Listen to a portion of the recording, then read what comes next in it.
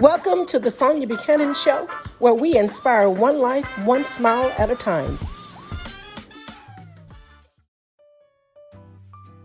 It is time for the Sonya Buchanan Show, where we inspire one life, one smile at a time. Listen, you guys, today is Thursday, and just so happened today, Thursday, is Thanksgiving. So our title for today is going to be Stories of Thanksgiving. I thought that title would be appropriate because of today. And I know many of you have so many stories that goes from years to years and years about Thanksgiving and the day of Thanksgiving, spending time with your family and friends. And also, this is a day that many people go around after dinner and they drive around looking and just celebrating everyone's lights on their house, because this is a time where people begin to prepare for Christmas. This is something that we did after visiting our grandparents. We would all go and look at the amazing decor of people taking the time and placing lights on their house. But before we get into that story, I just want to talk about a couple of things about giving thanks on Thanksgiving and just stories. Nothing glimmer, just funny stories, you know. And this is a time when family gather together and we laugh at each other, and everyone takes off the titles and take off the job prints and take off the laboring, take off all the things that has happened the entire year.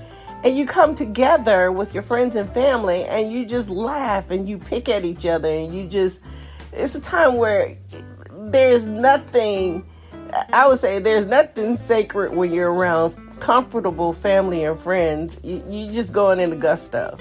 But our podcast is not going to be long today. It's going to be short because it is a time to reflect on being thankful and also reflect on just laughter and enjoying family and enjoying eating. And, you know, this is the day that everyone takes off their diet. Well, not everyone takes off their diet, but you're not as mindful as eating a leaf of lettuce and a piece of chicken. There's a lot more around the table than a leaf and chicken. In fact, there may not even be a salad on the table. If it is, it may be a chicken salad or a potato salad, a macaroni salad. It definitely may not be a chef salad. But listen, you know, just a little cap about my story. I come from a background with parents who currently have been married about 58 years. They've been married 58 years.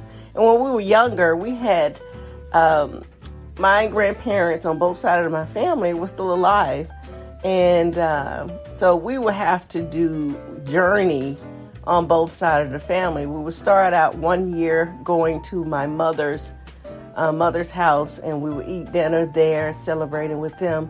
And then we have to journey on the other side of Georgia to my father's mother's house. And then we have to turn around and eat there. My mother, although we were going from one grandparent to the other, my mother, she still cooked a full course of Thanksgiving, even though we was not home on Thanksgiving Day to eat it, but we were there the next day. But I used to ask her, why do you cook Thanksgiving if we're going to visit both grandparents?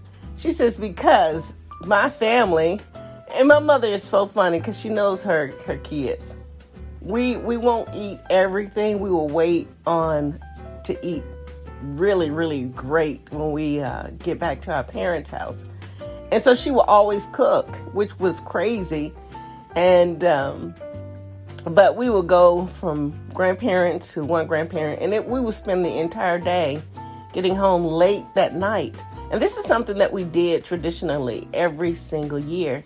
And we reversed it. One year would be my mother's house first. And then next it would be my dad's second, and then it would reverse, then it would be my dad's. But both grandparents was on the opposite side of Georgia, so the journey was an experience. But because of the respect level, we had to eat at both parents' house as if we have never ate. Oh my God, it was too much, but we tried to make sure we ate a little bit here, a little bit there. But of course, you know, if you had any grandparents from the South, you know that they spoil their grandchildren. So we would have to eat their puddings, their banana puddings and their cakes that they know that the grandkids liked. My grandmother on my mother's side, she was interesting because if she find out one of her grandkids love a certain type of dessert, she will actually go and make that dessert. So we'll have several different desserts because of one of the grandkids enjoyed it. So she knew I liked banana pudding and her banana pudding. Now, I didn't like everybody's banana pudding, but I did. And she would specifically make banana pudding just for me and my cousin. She enjoyed German chocolate. So we would have at least over 10 different desserts. And we was like, grandmother, why do you cook so much? She said, because baby, you like this dessert and I wanted to make it specially for you. So we would just be wondering why you were cooking all of that. Why are you slavering over the meal? It's just the enjoyment of just being here with you. And after dinner, everyone, and yes, this is something that we would do. We would all get together and pick, you know, a game, or we would pick a game on one of the grandkids, and we would just, you know, fuss at them and everything. And we will also deal with issues that we have been hearing the entire year that some of my cousins was dealing with, and we would deal with that, and we would chime in. Yes, we would gain up on them to make sure they get it together. And this will be outside of the grown people. It'd just be the cousins coming against the cousins and dealing with that. We will always deal with a issue with one of the cousins. But that was just something that we did. And so we knew, don't let anyone find out that you're having an issue that was not morally correct, because we would chime in. We will beat them up so drastically, and then we will offer help and say, hey, you need help with this. This is what you need to do. This is so... And they would just be looking like, I can't believe you guys doing this to me. Yes, we are doing this to you because this is a repeated issue and it don't need to be a repeated issue. And so we'll chime in and we'll deal with the issue and we'll fix the issue right there. That was just something what we did at my mother's house with cousins.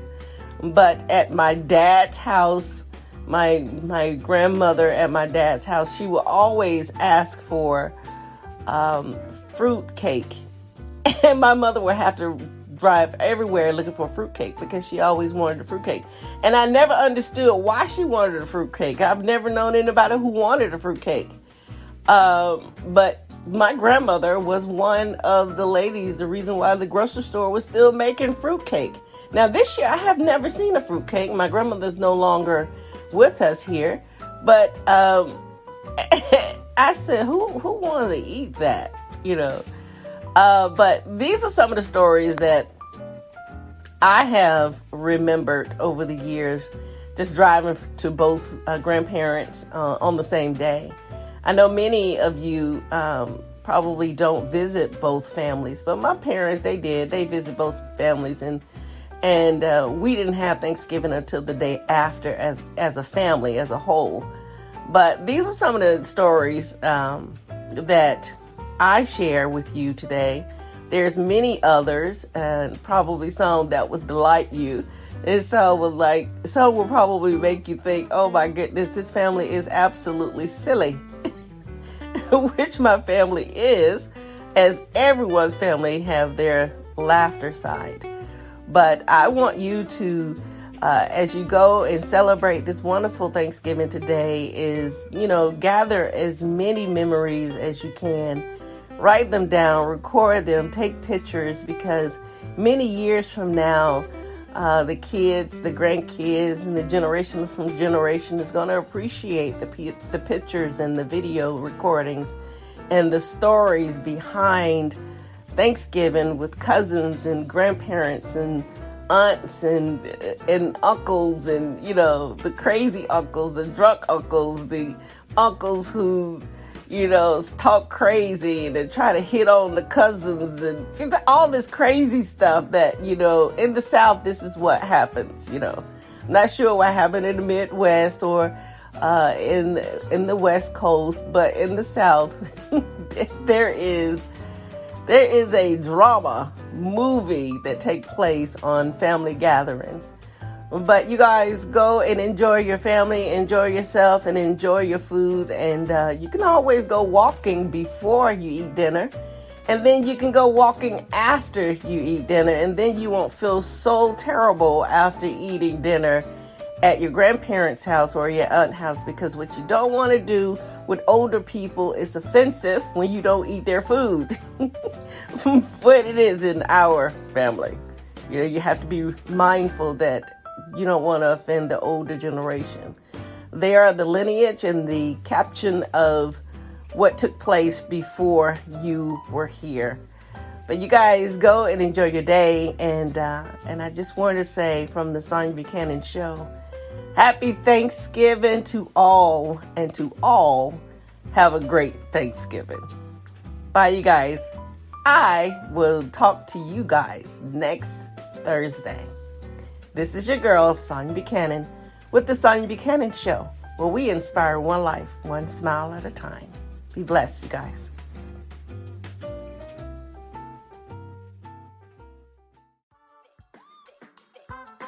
Thank you for joining our podcast today. The podcast was produced and edited by Sonya Buchanan. For more information about the host, you can go to sonyabuchanan.com.